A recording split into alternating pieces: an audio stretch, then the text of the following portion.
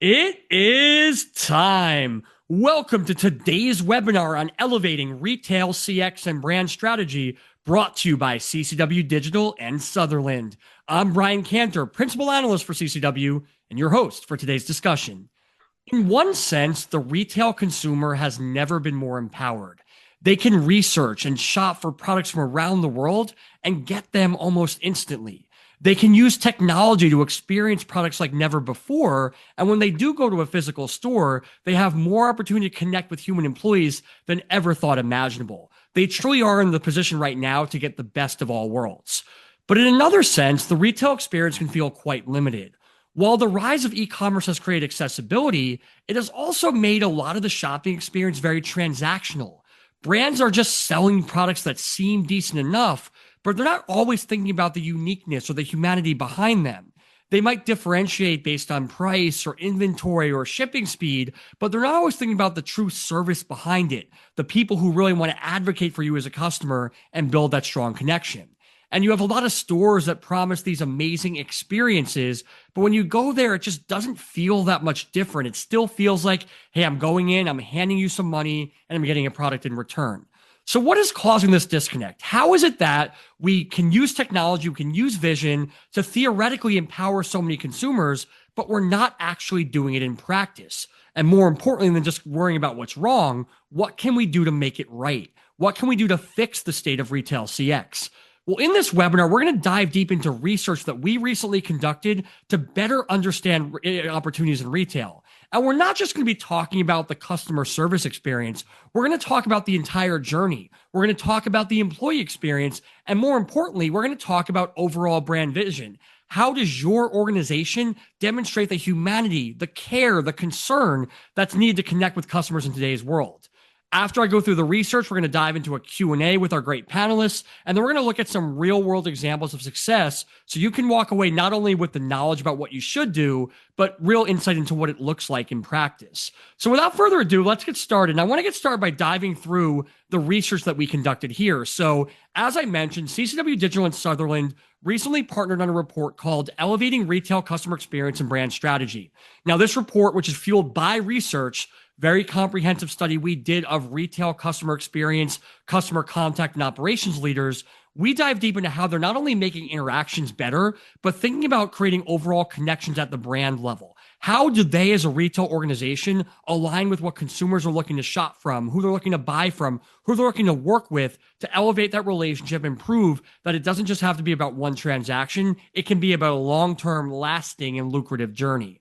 Now, so that's really where the data is coming from. You can download the report right on the console on your screen. So if you're curious about a deeper dive into the data, it is available there for you, and it's totally free. Now, what can you expect from today's webinar? So again, while I certainly recommend downloading the report in full, we are going to give you some highlights from the research in this discussion to give you a primer for what you need to know. We're then going to have that Q&A offering a deeper dive into the state of retail CX. And like I said, finally close with some action tips and success stories. Now, before I start sharing the research, I think it's really important to meet the people who are going to be helping me on this journey, helping to activate some of the research and helping to give you what you need to succeed. So Gumpath, I want to start with you. Tell us about yourself, your background, and your excitement for today's discussion. Certainly, Brian. So, first of all, I appreciate the opportunity to speak with this. This is an exciting topic for us, and consumers are at the heart of everything that we do. For us, our retail and consumer business is one that's focused entirely on customer journeys. And my role is to make sure that we define the best solutions and offerings for them. So as we work with our customers or our clients who eventually serve an end consumer in really the variety of micro segments of retail, finding ways of making their journeys as frictionless as possible using AI, using latest technologies, that's my goal. So and that's my role within Sutherland.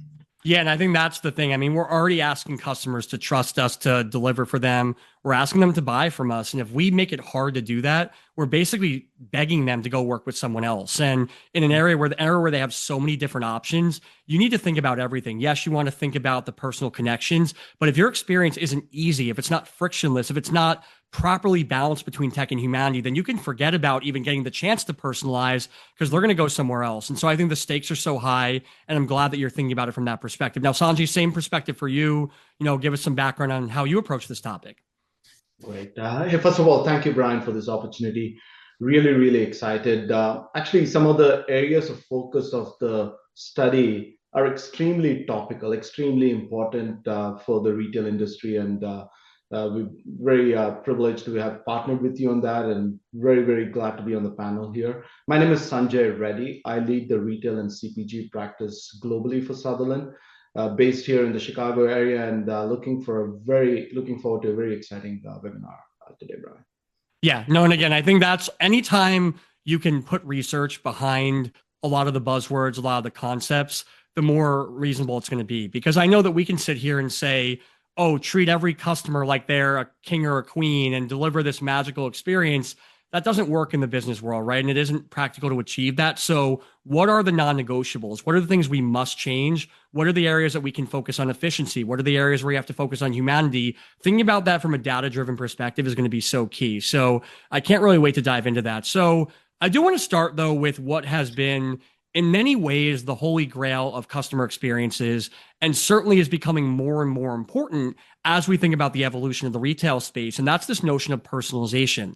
So obviously, when you think of cliches like treat customers as people, not numbers, build that human connection, personalization has always been there. It's always been a focus. But 66% of retailers right now say it's become more important this year. So again, in an era where we have so many transactional digital interactions where there's no guarantee of that personal connection, brands see this as a real way to stand out, to show that we know who you are, we know what you want, and we're going to be a brand that you can trust to deliver on those expectations and deliver for you. So really interesting to see personalization becoming a bigger priority. Now, obviously, personalization can be a very broad term. So we want to dive into what exactly does it look like in practice for, where are organizations trying to personalize? And one of the number one ways was follow-up communication. So once you make that sale or once you have that interaction, what are you doing to ensure that it's going from a transaction to a relationship? How are you reaching out to that customer,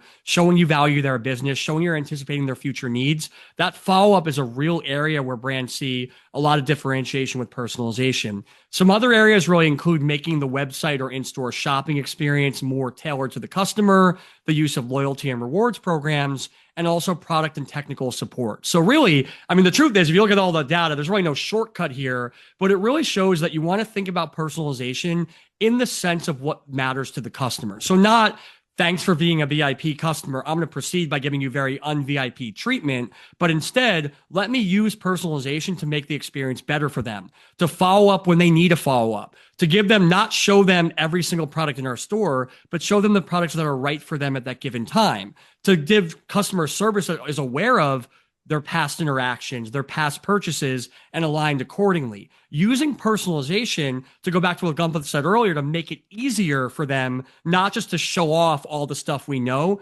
that's really where this is going to be effective.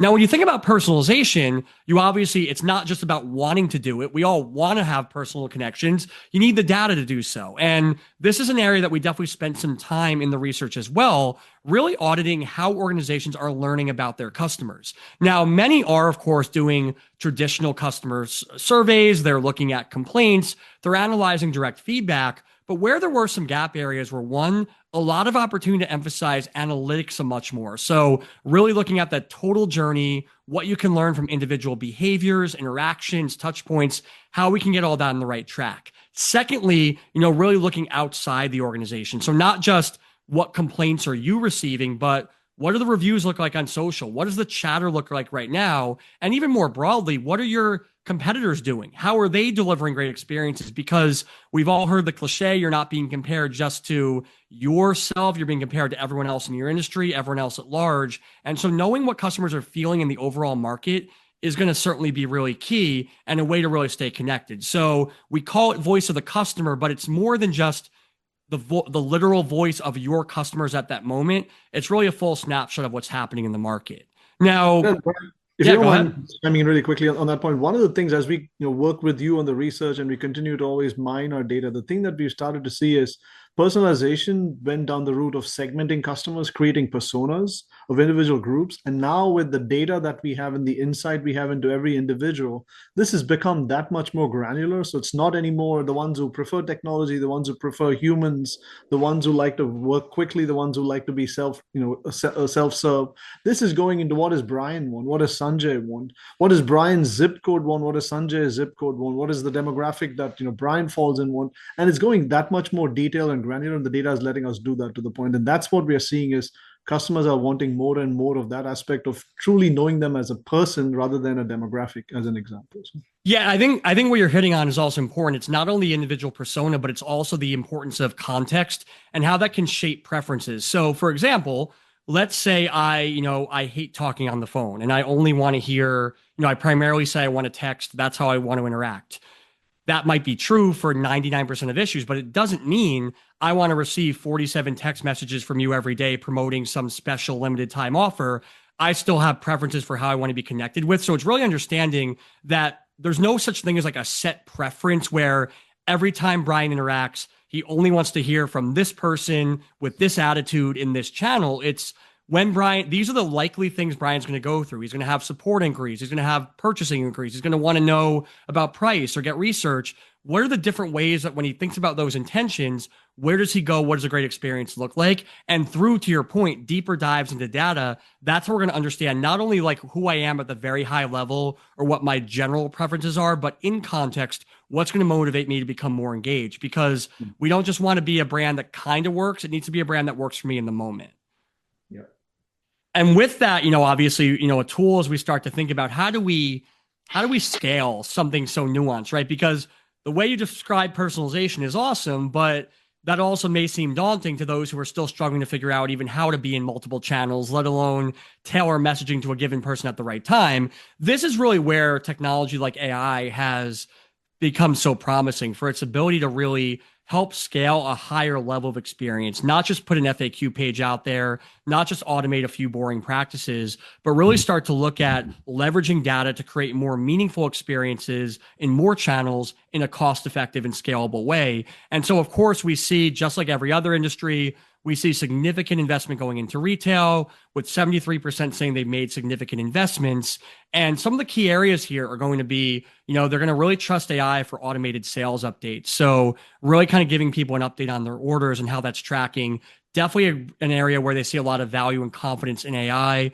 Other areas are feedback collection, customer onboarding, actually completing certain sales, and follow-up and renewal communication. Now, what I like about this is, if you think about all those areas, they're all like not necessarily high stakes in the sense that doesn't necessarily need to be a lot of emotional nuance to like a follow-up or a request for survey feedback. But what they're doing is allowing organizations to do things that they know they need to do, but perhaps don't have the resources right now to do. So think how many organizations want to do surveys, want to learn about their customers, and don't really have the resources to get those surveys completed.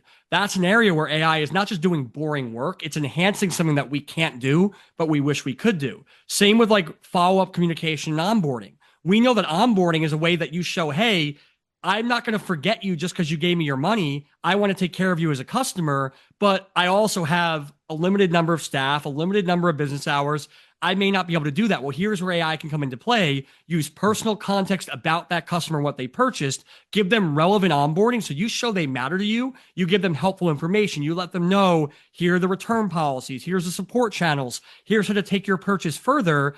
And you're doing it at scale. And so I really like the way organizations are looking at AI right now. It's not just work they want to deflect. It's work they wish they can do that they are constrained by resources for achieving. But suddenly in an era of AI, it suddenly becomes possible. Now, that's the good news. The bad news or the challenge right now is that thus far, a lot of organizations have not yet seen meaningful ROI from their AI investments. Now, there's a lot of reasons why this is true. There's a combination of bad use case selection. So even though I just said that everyone has this aspirational value add approach, the three of us know, and I certainly all of our audience knows in practice, that a lot of people do use AI for deflection. And when it's used for deflection, it may not be a great experience. It only makes the customer mad. They still have to speak to someone. They still want to go about the traditional way. It's kind of a lose-lose scenario. We also know that if the data framework is not intact, and we'll get into some of the omni-channel gaps right now, but we know that a lot of organizations are not fully connected right now in terms of their systems, their data, their infrastructure. Their teams are not even working on the same page. That's going to really stunt the growth of AI and prevent it from really effectively automating key parts of the journey at all, let alone in a personalized, contextually relevant manner. And so a lot of ways that you really see that if we don't build the right framework and have the right vision, it doesn't matter how cool the technology is or how promising it is, we're not going to see the ROI we want. But I think the more that we align on what we're trying to achieve, focus on value and then what it takes to get there, the more we should start to see that turnaround. Now, I do want to look at, the idea of like, if we're talking about AI, we're not talking about the death of humanity. In fact, we know that the human touch is going to become even more important because with so many interactions being automated, brands that can find a way to inject that humanity into their experience, that's going to become a differentiator. And brands recognize that with, understanding that humanity is going to stay here, but it will change. The role of the human employee, everyone from the way a cashier operates, all the way to, an executive within the customer service team, they're going to be thinking about their job differently and they're going to have different responsibilities because some of what they want to do has been automated. Some of what they want to do has been enhanced by automation, and they're going to have a new set of tasks to focus on. And so befitting that, 83% of retailers are rethinking staffing. And some of the areas where they're really focusing on right now are, really emphasizing relationship building. So again, you don't really need the employee to just be that person who reads a script and answers questions. I don't care how fast a reader you are, how great you are at memorizing stuff. A human's not going to do that better than automation. It's just the fact is, if you're reading scripted policies, that can be automated.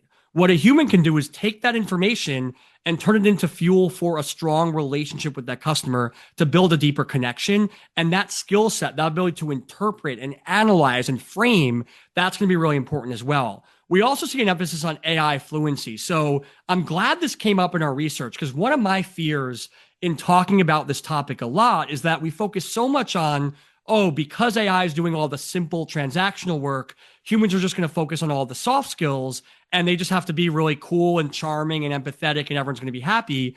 Like there's some merit to that. They'll get to tap into those abilities more. But if they don't know how to prompt AI, if they don't know how to navigate, next best action recommendations, if they don't know how to look at the system, they're going to be spending so much time just trying to figure out what to say. They're not going to worry about how to say it. So again, someone who knows how to prompt their AI to get the right information, knows how to read the outputs they're getting and frame it in the right way for the customer, that's going to be really important. Then a final area is going to be sales savvy. So again, if we assume that some transactions and support interactions are going to be automated, then the role of the agent is going to be to turn that into revenue generation opportunities. And this doesn't mean that every single person on your team has to become an amazing salesperson. They should only be measured on sales, but it should mean that they're thinking about what is the next step for the customer? Where is there more value we can generate? And whether you communicate that directly to the customer or you share that as feedback to your team to create a better journey and create better offers down the road, you really need to be thinking about how can I expand this relationship? How can I grow market share? And how can I play a bigger role in my organization? So I think that is really important to see those focuses there. And then obviously, we're talking about new skill sets. That might mean new hiring. Now, it might mean you look with an outsourcing provider or a partner to kind of tap into their expertise. It might mean you look at new hiring for your internal operation, but whatever it is, there's going to be either a lot of extra training or a lot of new hiring. And that does place an extreme importance on creating the right workforce environment. Are you attracting the right people? Are you motivating them? Are you keeping them engaged? And so culture, which maybe has taken a back seat, especially if we think about, what happened as a result of COVID and more people moving away from the office. I almost feel like at times cultures become secondary because we're like, people are just working from home. They don't need a great office environment. They don't need a great team. Well, that's short-sighted thinking because the truth is, if you want to attract great people, you want to motivate them, you want them to feel engaged, and you want them to take on more challenging work and think bigger picture, they need to be tied into the organization. So culture is going to be really key. And one of the areas is also workforce flexibility. If we're expecting better talent, accommodating their need to work different hours, work in different locations, take on a more varied day-to-day, that's going to be extremely important for keeping them motivated. And not sure if you guys want to jump in there. I know that certainly culture and employee experience is such a big part of what you all focus on. Yeah, no, I think everything you say is spot on. So the employee profile is definitely changing. So, The profile is shifted from people who know and can use technology to people who really are the equivalent of the digital equivalent of ambidextrous, which is I should be able to do one skill today and another one tomorrow and be able to reskill continually using technology to reskill. That's going to be the demand, especially in our business where expectations are changing on a daily basis. How do you merge physical with online? Definitely a very nimble skill set is critical. So that's a niche population. That's a unique skill set to train for and continually build. Yeah, and I think you also hit on when you talked about AI fluency, one of the other priorities from our research was channel fluency as well, because you're going to have different customers who want to interact in different ways. And that's going to be a channel that might not be native to the employee, right? So right now we've talked so much about how we need to train the customer experience professional to be digitally minded because so much of the workforce was people who were raised on phone calls and in-person interactions.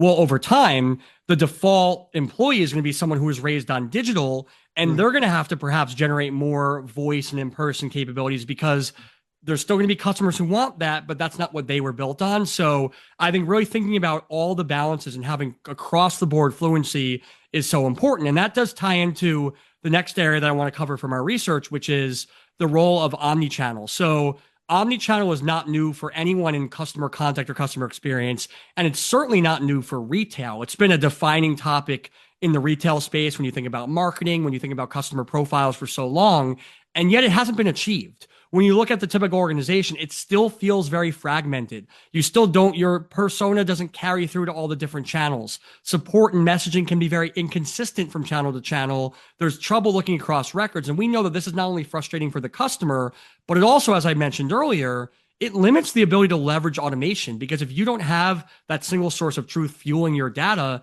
you create a higher risk of inconsistency, higher risk of hallucinations, higher risk of problems when it comes to the impact of AI. And so we did see a huge emphasis on unity, both in terms of platforms as well as price consistency. So really trying to be one brand, one retailer, regardless of where the customer connects, is going to be extremely important.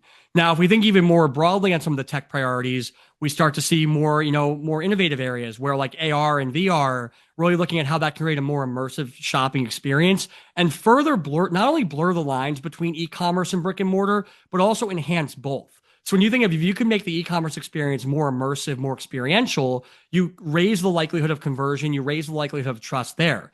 In person, however, you can start to take into account some of the profiles, some of the research, some of the visibility into this product and put it right front and center for them. You create an even stronger impulse by more confidence in the customer as well. So really thinking about how we can leverage technology to achieve all of our goals is going to be extremely important. And then, of course, the research report also looks at other trends like digital twins and how that can play a role in designing your journeys and understanding what the customer experience looks like. So certainly a lot to dive into there. And I know we'll talk through some of this in the Q&A as well. Now, all this comes together. We're talking about personalization. We're talking about AI. We're talking about human ingenuity. We're talking about unifying everything.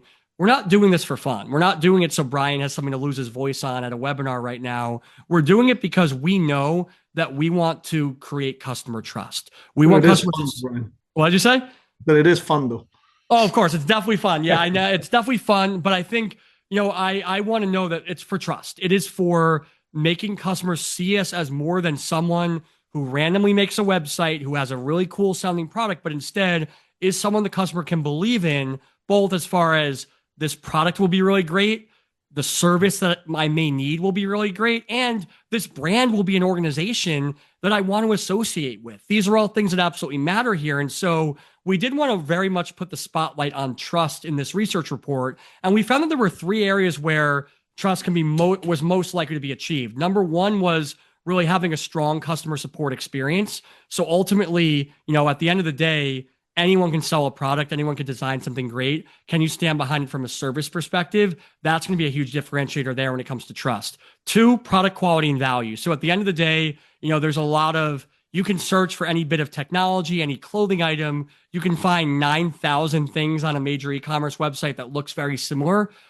Which are the ones that's actually going to live up to the hype? Which is going to feel like something you can believe in, which is not? That is a huge driver of trust. And then finally, employee knowledge and attitude. And this is really great to see because it shows you that people are motivated by people. They assess brands based on the people. And when the employees that you work with, if they seem happy to represent this company. They seem knowledgeable. They seem like they're excited. That's infectious. That makes you as a customer want to work with that organization.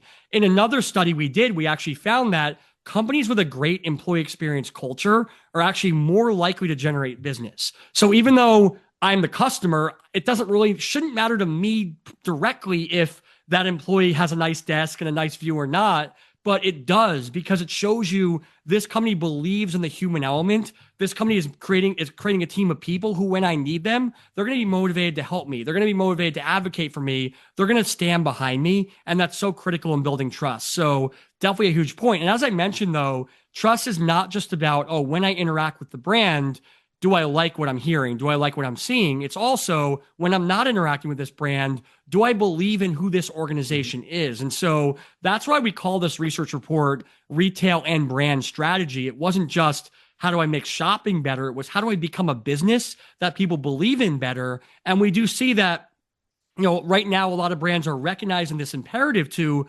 become more human, become more accessible, become more transparent, and start to follow certain views and ethics that align with their customer base. And so right now, 87% of organizations believe it's important to communicate beyond the product. So this idea of just shut up and sell, that's not what today's brands are thinking. Now, not all of them believe they need to weigh in on every hot button political issue, but even if it means just being transparent about your operating principles, how are you sourcing products? What is your commitment to the environment? What is your commitment to your employees? Being clear about how you operate, these are things that are going to matter as well. So, and yes, some will, depending on your organization, some will see the need to also comment on important political things. That's going to depend on your industry, a lot about the organization. I know our speakers and I will dive into some of those things later, but regardless of what you're talking about, you have to talk about things that matter to your customers, not just things that directly affect the sale of that individual product. And then with that, we place a spotlight on areas like sustainability, with 47% calling sustainability significant for their organization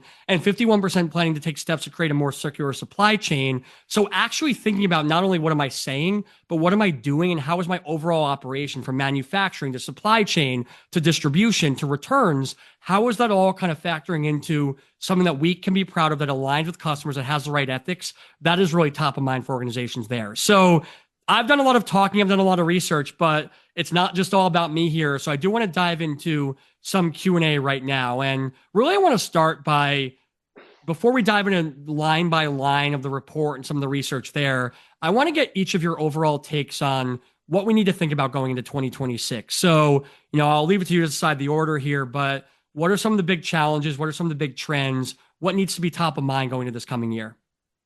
Yeah, I can jump in on that, Brian, and Ganpat, obviously feel free to add, right? So as we head into 2026, right, the retailers are navigating a very interesting mix of challenges and opportunities, right? So on one hand, clearly there's macro uncertainty, and Brian, you touched upon this, right? The customer expectations and technology are evolving faster than ever, right? So I think the retailers that will succeed in 2026 and beyond are the ones that are focused, I think, on three primary things, right? Are laser focused on executing three things.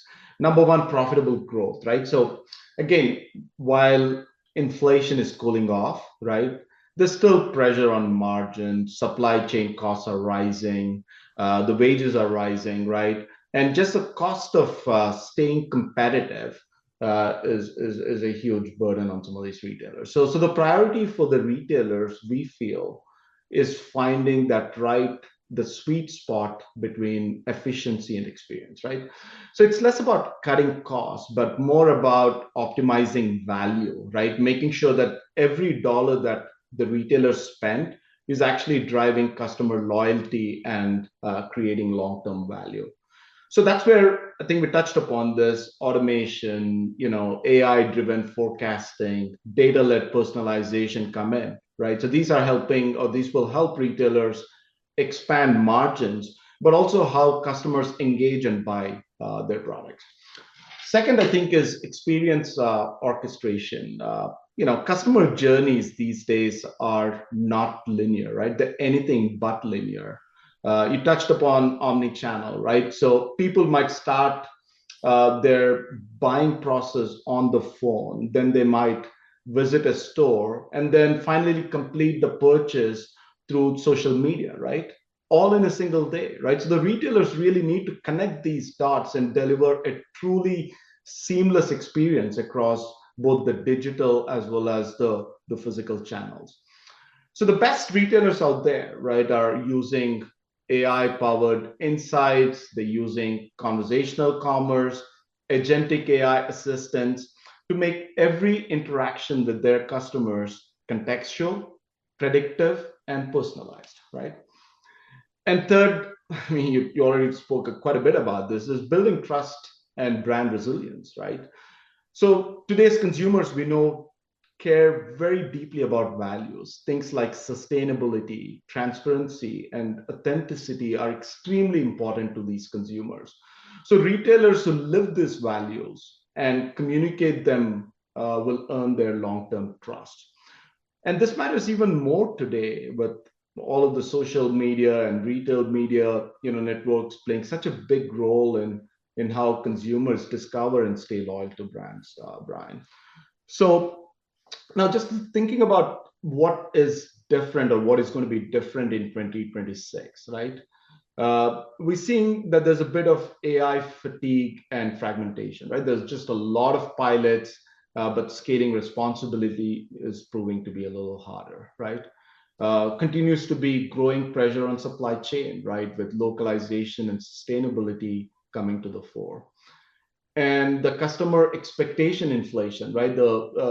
As experiences get better, the tolerance for friction is almost zero, is almost non-existent. So the stakes are rising there. And finally, you touched upon this, the talent challenge, right? So how do we reskill our teams to work alongside AI, and that will effectively separate the good from the great, right? So retailers that will execute with focus and discipline will succeed in 2026.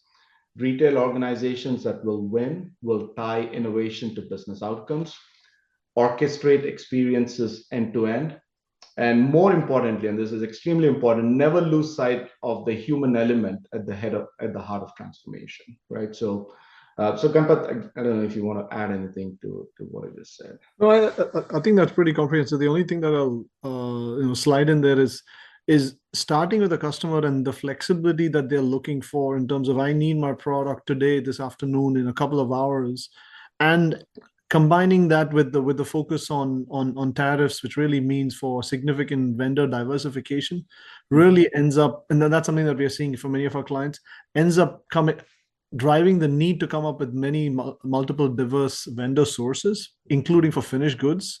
And that actually helps both delivery fulfillment and on the cost side, and reduces your risk. So how do we help clients design those back-end processes, but really end up with a big impact on customer fulfillment is a place where we are starting to be pulled in to help our clients think through that. That's the only other thing I'll add. Yeah, and I really like the approach there to cost, because one of the things that we'd seen from consumer-facing research that we did was that customers find that it's become harder than ever to get refunds or exceptions or make goods, which kind of makes sense, right? The more and more businesses face cost pressure, the more this notion of the customer experience as a value center kind of goes out the window, the more they revert back into cost center mode. But we have to decide is that we have to look at a great customer experience as the non-negotiable thing. It's something that can't be affected. And so if we have to contain costs, we have to think of other ways to cut corners, other ways to boost efficiency. It can't come at the expense of the customer. So I think rethinking your framework, rethinking your processes, rethinking your technology, and going to your point, rethinking your distribution supply network, that's going to be critical for ensuring that, yes, you're going to identify efficiencies. You're not going to pretend money doesn't exist or that you have unlimited budget to do whatever you want, but you're not going to take it out of the things that should be non-negotiable, which are connecting with customers and delivering a great experience for them. And so I think recognizing that we can't let cost pressures trickle down to the quality of the customer experience is such a critical challenge that we need to be thinking about. How do we elevate the customer experience without costing ourselves too much more money? And that's definitely an area where we're going to obviously dive into some of these upcoming questions. I want to now look at personalization, which, as I said, was one of the big takeaways. Is not just that it matters, but that it matters more. And so really first I want to look at what personalization looks like in today's world, because it's not, oh, you go to your local bar, your local restaurant, and they know the usual. I mean, it isn't select cases, but we're talking about personalizing the world where we're not even talking to a person, where we're using AI and digital. So, what is maybe the appropriate approach for personalization in today's era of retail? Kapat, you want to take that on? Yeah, no, absolutely. Yes, I mean, maybe I'll give an example, and Sanjay, you can add on. So, one of the ways we see personalization is when you communicate with an individual, besides knowing their preferences, besides knowing the CDP that gives you, an insight into their buying behaviors, identifies what they're more inclined to, in some cases, looking at actual tangible data on what their browsing behavior is and using those kinds of aspects. A couple of things that we've started to focus on is, can we bring in an element that says when Brian's shopping and it's, Sanjay is a good example. He's in Chicago and it's snowing and it's, hot. While it's retail season, it's also potentially holiday blues. Can I detect something in, the way we communicate with him? And is there an empathy angle that our agents can bring in there to say, doesn't necessarily seem to be his typical chirpiest self? Bring in that aspect of, is there something going on? Can I, touch upon those aspects, and using technology to augment and pick up that customer insight and guide our agents to with the right set of, call it the next best communication style, if you will. That's an area where we are going with the personalization, in what we're doing, which is go to the individual, know what they are, know why they are the way they are, while and then really handle them as an entity, as a single entity, rather than a group, if you will. That's an area that we're touching. So it really becomes a combination of two factors, right, at a high level. And I'll talk about this in an example when we get towards this, which is in two dimensions. One is use the interaction itself and use the learnings from it to personalize what we are saying about you. So not just read off a script literally, but actually recognize the nuances and where the customer's mindset might be. In many cases, veer away from what we're doing, which is help them fulfill or sell a product, but actually respond to them at a human level. That's really one place. And then secondly, absolutely importantly, which is use all the data that we know about you, what actually might help you in your market, not just look at what you're asking for, but start to read between the lines on what else might be, suitable for you as a recommendation in your, in your demographic, in your socioeconomic conditions, and so on and so forth, and make a recommendation. Just two examples of how we are starting to really enhance what personalization means. It's not just us. Many of our retail end consumers are doing a similar thing as well. Yeah, absolutely, Ganpat. And I think you touched upon this, right? I mean, true personalization is all about context, relevance, and timing, right? I mean, that is absolutely critical here, right? So, and true personalization should feel intuitive, should feel effortless, right? Should not feel engineered, right? So some of those aspects, I think we're seeing more and more. And just as important as it is to personalize the right moments, right? The moments that drive choice, the moments that drive emotion or loyalty, right? Things like product discovery, things like recommendations, things like fulfillment options, post-purchase support. And these are moments in the customer journey where personalization is extremely critical. But then there are also experiences that should stay simple and transactional, right? I mean, things such as payments or orders or order tracking or returns, right? I mean, these are moments about speed, clarity, and reliability, right? This is not the moments to personalize. So, in fact, over personalizing during those moments can actually be counterproductive, right? So striking that balance is key, right? The mantra should be personalize when it matters and simplify where it counts, right? So again, the most successful retailers, I think, will balance both, right? So just wanted to add that. Well, and yeah, and I actually think that, I don't want to, because it's a great catchphrase, right? Personalize when it matters, simplify in the other cases. Like, that's a great way to think about it. But I would argue that in many ways, when you're simplifying it for those transactional issues, you are personalizing it. You're just personalizing in a different way. You're recognizing that what this person wants at this time is clarity, speed, and transparency. They're not necessarily looking for flowery language. And so perhaps the right way to think about personalization is less, how do I make an individual conversation feel more personal? And instead, how do I design a journey that will always let the individual customer get what's most valuable to them at that given moment? And that's going to determine not only where you route them from a channel perspective, but also what the conversation flow looks like. So I think that is like, whether you want to call that personalization, empathy, whether you don't. I think the idea is design the journey that's going to add value for them. Let's stop thinking about what a customer means for us and our ability to sell and promote more marketing messages. Instead, what do we know about them and how can we tailor our business, our journeys, our interactions to be what they're looking for and what they value? Because when they value what we're doing, they're going to spend more. They're going to trust us more. And so that's really where I think we want to be thinking about personalization a lot. Now, in another area that kind of gets into this balance, right? This idea of we want to be as engaging and conversational as possible, but we also want to be, efficient and we want to be convenient. That's really the hallmark debate of AI and the discussion around it as well. And so I want to get each of your inputs here on where you see AI from a retail perspective specifically making the most immediate impact. Not only like the impact that you see it like 20 years from now, but the impact right now, because we know that we have to start to show ROI.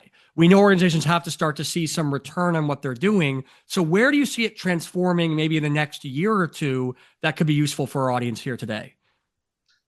Yeah, I mean, see, I think AI in general, right, is impacting three specific or transforming three specific areas, right? So one is around intelligence, the second is around efficiency, and the third is around empathy, right? And I'll just touch upon these three, and Ganpat can give some more specific examples, right? So on the intelligence side, right, AI think is enabling retailers to anticipate what customers want, right? Not just react to what they do, right? So that is what I think AI is bringing to the fore here, right? And on the efficiency side, obviously, this is where the measurable impact is, right? There are significant gains in forecasting and supply chain visibility, and service productivity, right? Sometimes cutting operational costs by 30 to 40%, right? So a huge play in the efficiency space. But I think, in some ways, AI, the real magic is in the empathy side of things, right? And what I mean by this is when AI frees up time and attention so that humans can focus on moments that actually require emotion, creativity, and connection, right? So that is a significant impact that AI is having. So there's a pretty famous paradox called Jevons paradox, right? So what it says is that when a technology makes a process more efficient, we actually end up using more of it, right? Not less. So what does this mean in retail, right? So we see the same thing play out within retail with AI. As we automate tasks and as we make insights faster to generate, the demand for personalization, the demand for real-time engagement and richer human interaction actually is increasing or will increase, right? So rather than replacing people, what AI is doing is expanding the scope of what we as humans can do, right? Associates have more time to listen, resolve, and empathize, right? So it's that efficiency that's leading to more engagement and not less. So that's the Jevons paradox in action. But I think AI is impacting significantly on the efficiency side of things. And Ganpat, if you want to just expand on a few areas. No, absolutely. I mean, I think you're spot on. So, like, just take the iPad, for example. We never knew we needed an iPad till we got it and started to use it. And, it's omnipresent everywhere. So that aspect of looking when someone walks into a retail store, what should be where do their eyes go? What is the typical behavior seen at what points in time? That kind of insight, and then really using data to be analyzed on a real-time basis and add into it, call it 45 different dimensions and the interplay among them that we can use to really design a more successful journey, physical or online. That's another place where it's in play. So really, in all of these cases, you're going into subconscious behaviors that help, and it starts to personalize data or personalize experiences and journeys for individuals. So the use cases, of course, are just broad. Every domain function that we have in retail, from how someone stacks a shelf all the way through how do you go online and want to return a product, expanding into a genetic solution that continually learn from prior experiences and how our humans interject and so forth. So the use cases are phenomenal. We're always looking to see where do we bring in a use case that augments rather than just replaces what happens today. So, and I'll talk about examples more here in a second, Brian, as you go into those sections. But absolutely, that is the case. There is so much that can be done so quickly and get so much insight down to a unique individual level. That's really what we're seeing as the value here. So, Yeah, and I think, one of the things that you both hit on was that AI is not the antithesis of humanity. In fact, it is humanizing many touch points. It's using technology to actually make things more personal, more relevant, more human centric. But we also know that by absorbing certain things, it then creates an opportunity for human employees to be even more human, to be more empathetic, to be more engaging. But that only happens if we have the right empowerment, if we have the right people. And so I want to get your perspectives on what you see the future employee, what skills they need to have. Are there things that should be prioritized in a hiring process, in a training process, in a partnership process that will really ensure that once we're freeing them up to be more human, they're actually up for the challenge, if you will? yeah. And I can go really quickly, and Sanjay, you can add on more. I mean, I think the someone who has more EQ, if you will, today, I think, and has the ability to, I think I mentioned that earlier, being able to flex and reskill continually, evolve themselves continually, both on a short term and a long term basis. That is, quote unquote, the kind of profile we are looking for. So that can come in many ways and shapes. So, and then someone who knows to work with technology, which sort of is prevalent today, and we are looking at what that is doing to our workforce. Is I don't know if this is the right way to say it, but essentially our workforce is getting younger but significantly smarter, continually evolving them. You don't necessarily need the depth of experience having been in a retail segment and served a customer 25 years or 20 years to know what a consumer looks for, but rather be able to learn from the cues that are being provided to you and serve them in a personalized way. That's the profile of individuals you're looking for. And geography is no barrier, right? You can be anywhere, you can deliver the same kind of experience.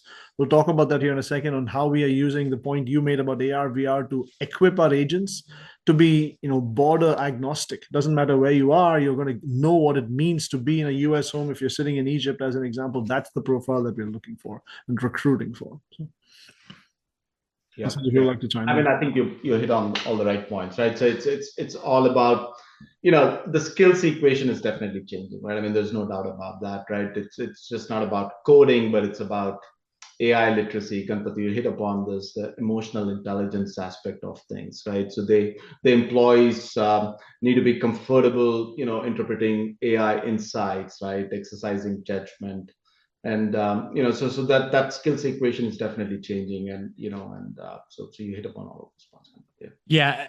Obviously, though, we can want that, but we have to be able to access it, which means that one, we need the right culture. We need to be the right kind of organization to attract this talent. Two, we need the right framework to cultivate these skills, to empower, to think about agent-centric technology and human-centric training and incentives and compensation. So anything either of you guys want to add as far as the framework of empowerment to attract and motivate the right talent?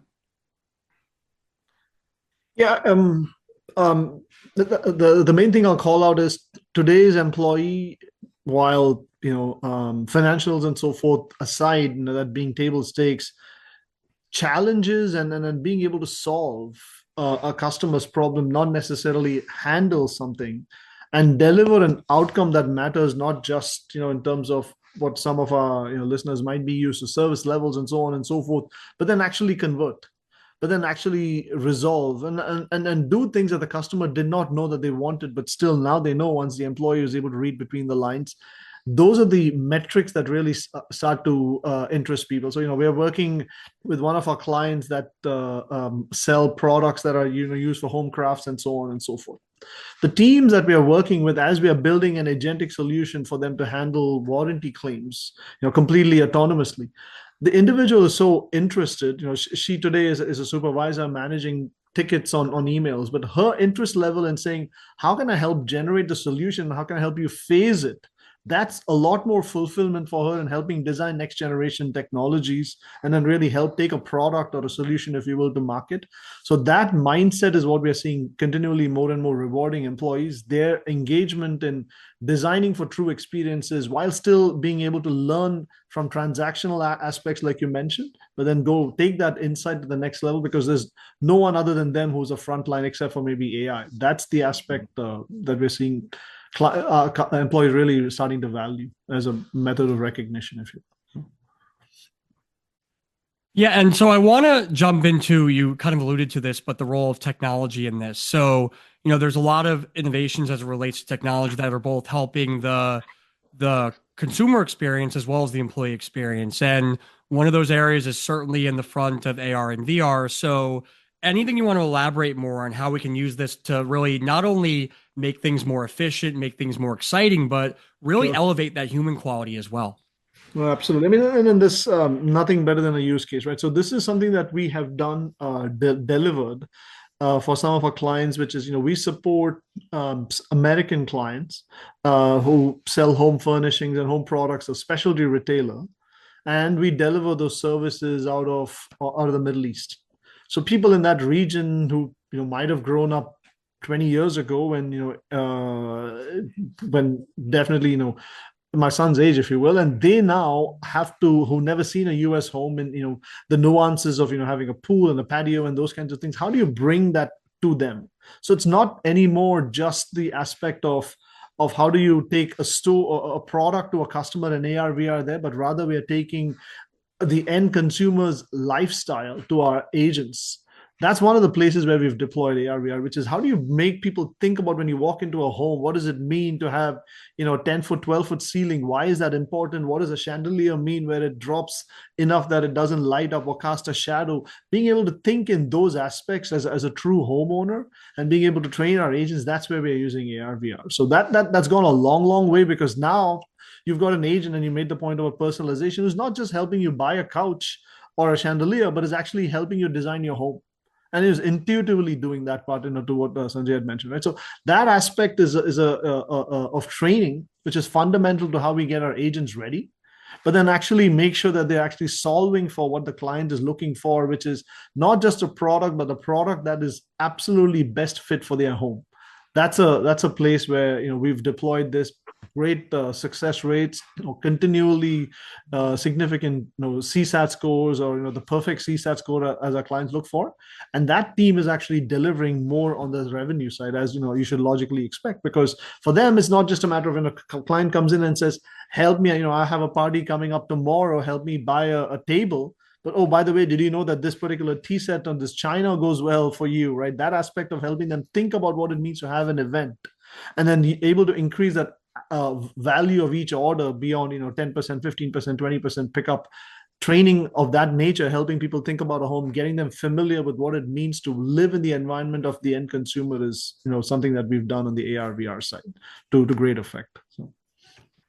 I mean, clearly, and Tampath gave a great example of how we are using that in our world to equip our agents to be better ambassadors for our clients, right? But I mean, this whole AR VR world is moving away. It's no longer gimmicky, but it's genuinely useful now, right? I mean, there's some real practical applications, right? I mean, you can try on a makeup, you can see how the furniture looks in your home before you buy it, right? You can walk a virtual store, right? The aisles before you actually visit the physical store, right? So applications of AR VR are now mainstream, and we really are embracing that, at Sutherland.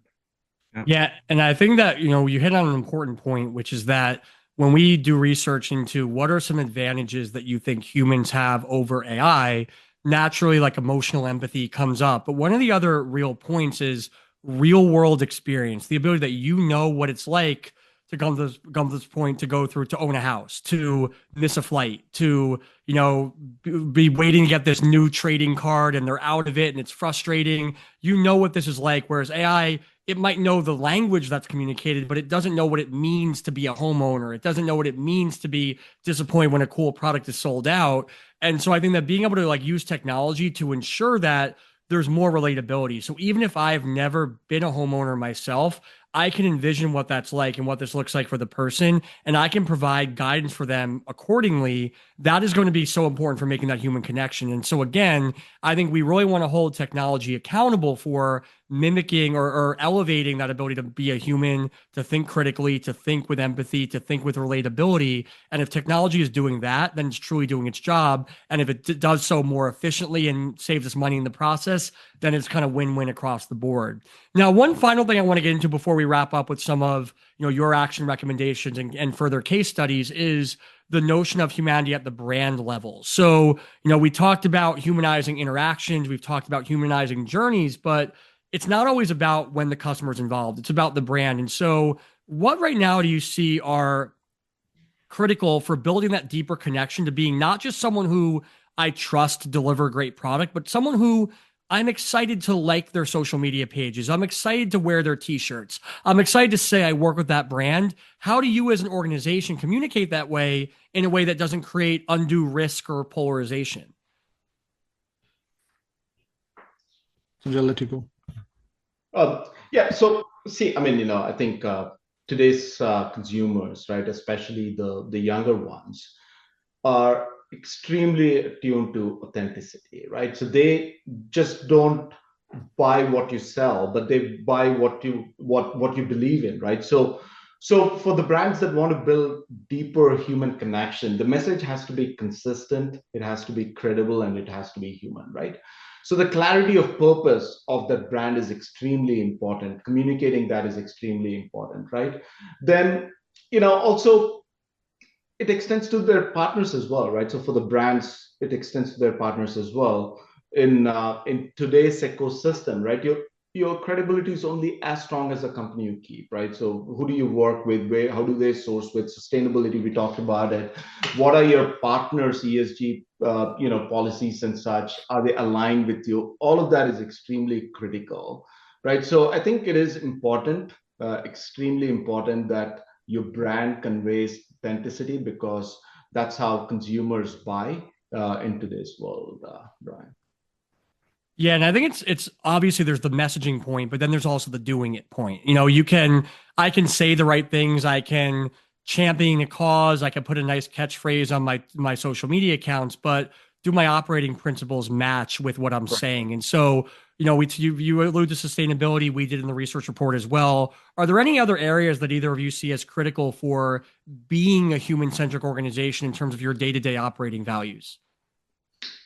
Yeah, I mean, yeah, we talked about data-driven sustainability, right? I mean, that obviously is extremely front and center, right? I mean, the other thing that I think is extremely important to consumers these days is around circularity. So, for instance, right, more brands that that embrace repair, reuse, re-commerce, right? I mean, that is extremely important to some of the buyers as well. So things that matter to your buyers, and are you embracing those? And to your point, it's not just about tokenism, right? It's not about just saying things, but actually walking the talk, right? And actually demonstrating that day in and day out, through how you message it and such, is extremely critical in this day and age, Brian. I couldn't agree more.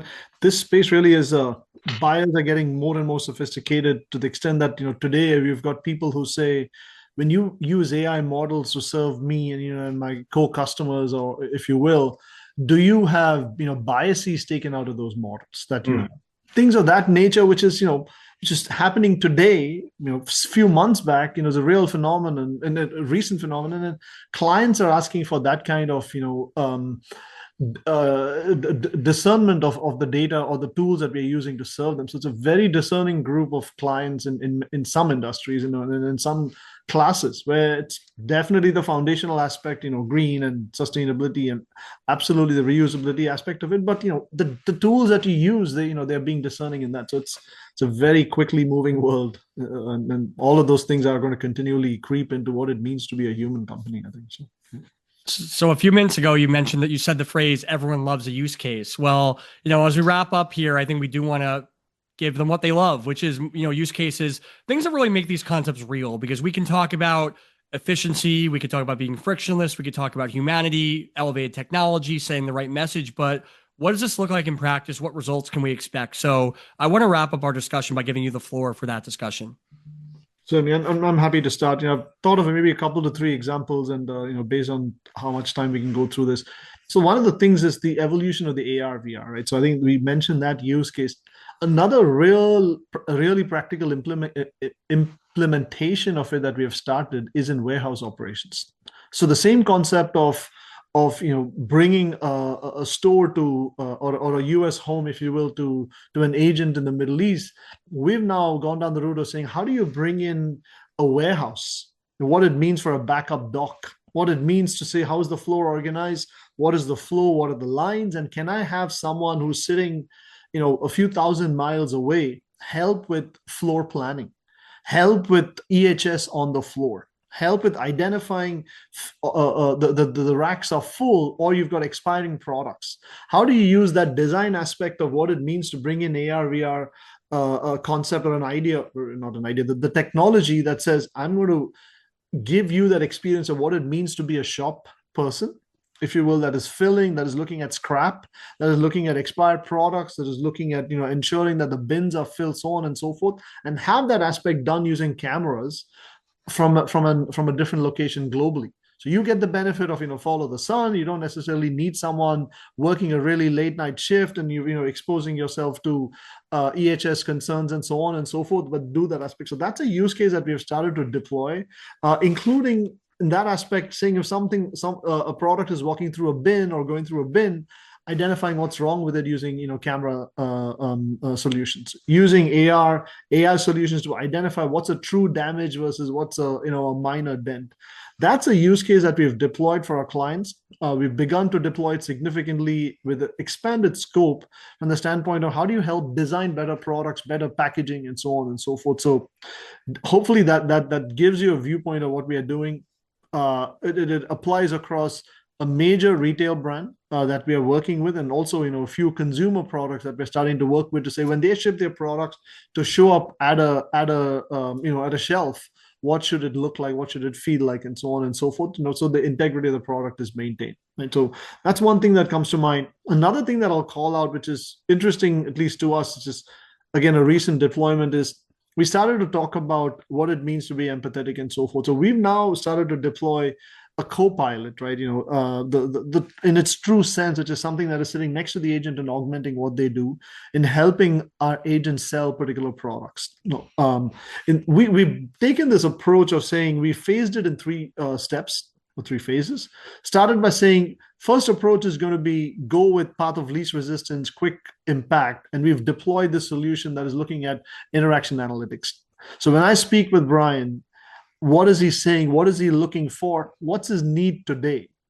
And make sure that I'm solving for what he's looking for by equipping my agents on a real-time basis. So that aspect of using interaction analytics to guide agents with next best action, product solution, the right phrasing to use to drive the value, tell clients what it means to buy that particular product and why that's going to be a right fit for them. That's the first phase for us. The second phase for that journey here is how do I now look at Brian's buying preferences?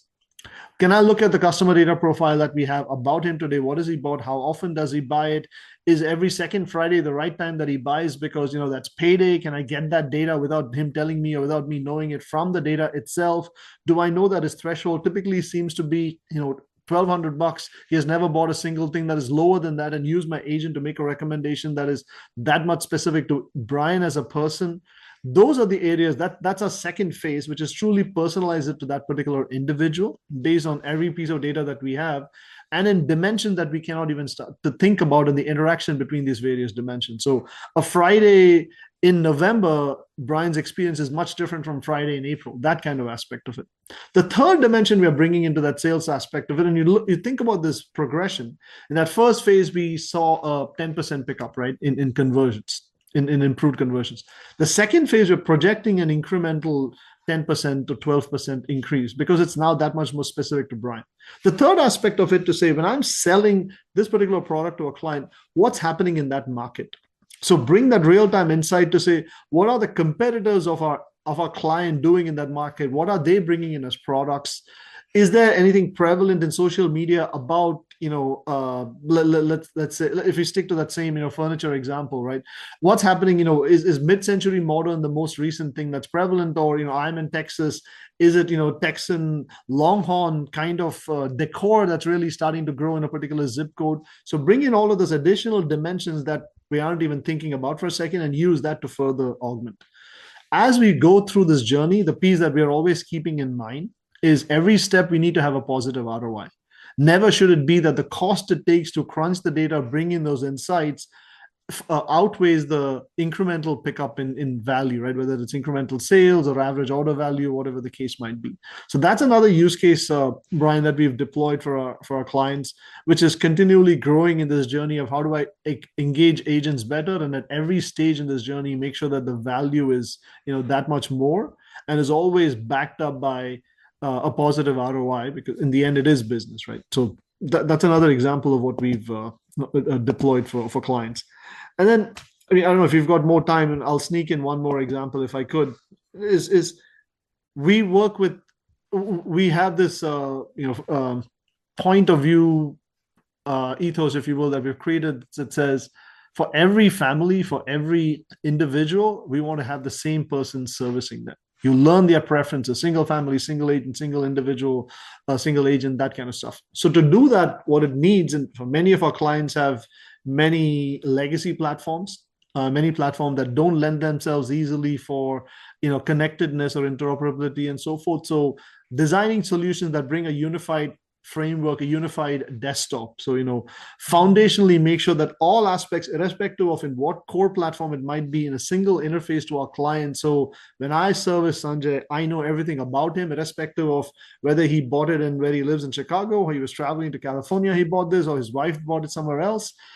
Let's say it's a drugstore experience that I'm working with. So that experience of packaging together different allergies and all of that kind of stuff from different core platforms into a single interface and delivering it as one agent. So the same experience of Sanjay is always with Ganpat. So he knows me, he recognizes my voice, so on and so forth. But no matter what, I'm going to bring all of that data into a single experience. The single agent desktop, that's something that we've deployed. I'm giving you a retail example here, but we've started to do this in many applications like banking, right? Credit services, so on and so forth. So that's another place where all of these technologies come together to personalize, to individually solve, while ensuring that there is some kind of value that's delivered both to the company itself and obviously to the end consumer. Let me know if that helps. I'm happy to talk more. So no, those are, well, I mean, I'd love to hear more, and then people definitely can hear more by engaging with you afterwards, because I really do think that what you spoke to there is like purposeful technology. It's recognizing that, hey, we're not doing everything we can right now. We're not always creating the best employee atmospheres. We're not always creating the best frontline experience. And it's not because we don't want to, it's because logistically it may be difficult. We don't have the right framework. We don't have the right resources. And so thinking about innovation as a way to bridge those gaps, to make things more achievable, to flesh out the insights that will make things more personalized and more human, that is really where success is going to come from. And so I want to thank you for those examples there, and certainly great to see some results and real action and outcomes tied to it. As we wrap up here, anything either of you wants to say about the state of retail, about the state of brand experiences, about the state of technology, to kind of leave us on a good note going into 2026? Yeah, great. Brian, I think this has been fantastic. I think we talked about personalization, we talked about AI and humanity. How do we humanize the brand, right? I mean, some of the next generation tech that's shaping retail CX. I mean, all of that is fantastic, right? But one thing I'd like to leave everybody with is, right, emotional connection is still a retailer's biggest differentiation, right? So technology should enhance that, not crowd that. So when we think about the future of retail CX, right, it's not about digital versus physical, or it's AI versus human, right? It's all about harmony. So it's about using technology to take the friction out, right? But so that the human moments can shine more, right? So that's the purpose of technology and AI, and I think this has been a fantastic discussion. So thank you for the opportunity, Brian, and thank you, Ganpat, as always. Great. Well, again, I think you said it perfectly there. I think we're at a point where we know that if we can go be different from the thousands of other retailers who are selling a very similar product with very similar shipping policies and very similar marketing, we're going to build that lasting connection. We're going to be defensible, even as economic uncertainties arise, even as, changes and challenges emerge. We're going to be a brand they can believe in. And so we have to think about, how do we humanize ourselves, both with the right vision and with the right technology to enable that. And I think you provided so many examples, so many insights that really strengthen what we all shared in terms of the research to make that happen. So now there's nothing left but for all of our attendees out there, retail or otherwise, to make success happen, make humanity happen, make innovation happen, make customer centricity happen. Thanks so much for joining us. Thanks to the Sutherland team. And on behalf of CCW Digital, we'll talk to you next time. All right. Thank you.